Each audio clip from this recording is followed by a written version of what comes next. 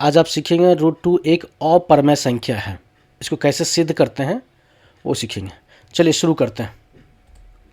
मान लेते हैं कि √2 एक परमेय संख्या है, क्योंकि एक अपरमेय संख्या मुझे सिद्ध करना है, तो हम मान लेते हैं √2 एक परमेय संख्या है। तो परमेय संख्या की परिभाषा के अनुसार क्या होता है, √2 बराबर p/q के फॉर्म में होना चाहिए। कोई भी परमेय संख्या p/q के फॉर्म में होना चाहिए। तो ये परमेय √2 एक परमेय संख्या है, तो √2 बराबर क्या होगा, p/q होगा, जहां p और q पूर्णांक है और q is not equal to 0 होगा। ठीक है, और p और q में कोई कॉमन फैक्टर भी नहीं होना चाहिए, तभी वो परमेय संख्या होगा। ठीक है,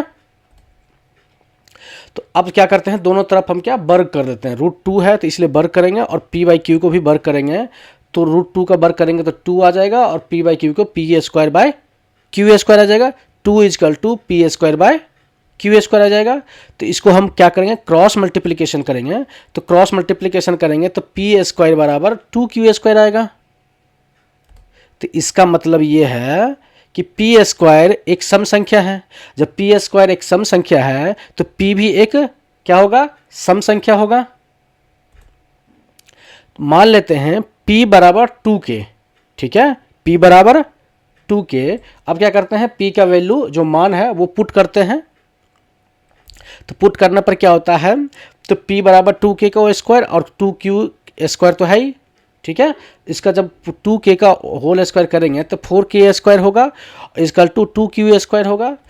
तो q² बराबर 2k² होगा। ठीक है, इससे q² एक सम संख्या हो गया। q² क्या है, एक सम संख्या है। तो q² अगर सम संख्या होगा तो q भी सम संख्या होगा।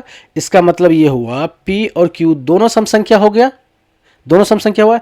दोनों में दो कॉमन फैक्टर है, दो क्या है, दोनों में है, p में भी है और q में भी है, तो दो कॉमन फैक्टर है। लेकिन हमें माना था कि p और q में कोई कॉमन फैक्टर होना चाहिए, क्योंकि परमेय संख्या में रूल है कि p और q जो नोमिनेटर और डिनोमिनेटर है उसमें अंश और हर में इसमें कोई कॉमन फैक्टर नहीं होना चाहिए, जिसके बदले वो परमेय संख्या होगा। मगर यहाँ पे तो दो जो है एक कॉमन फैक्टर आ गया, यानी कि p और q कोई कॉमन फैक्टर नहीं होना चाहिए, मगर दो एक कॉमन फैक्टर है।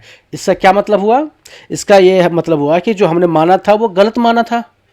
तो ये विरोधाभास हो गया कि जो मैंने माना था √2 एक परमेय संख्या वो तो गलत हो गया। जब गलत हो गया, परमेय संख्या नहीं है, तो इसका क्या मतलब हुआ कि √2 एक अपरमेय संख्या होगा। ठीक है, गलत माना था तो इसलिए क्या हो सकता है, तो √2 एक अपरमेय संख्या है। ठीक है, यहां तक समझ में आ गया। चलिए, समझ में आ गया है तो वीडियो को लाइक करें, चैनल पर नए हैं तो चैनल को सब्सक्राइब करें। और परमेय संख्या से रिलेटेड आपके पास कोई क्वेश्चन है, कोई क्वेरी है, कोई डाउट है तो कमेंट बॉक्स में जरूर डालें। वीडियो से रिलेटेड कोई क्वेरी है तो कमेंट बॉक्स में जरूर डालें। वीडियो देखने के लिए आपको धन्यवाद।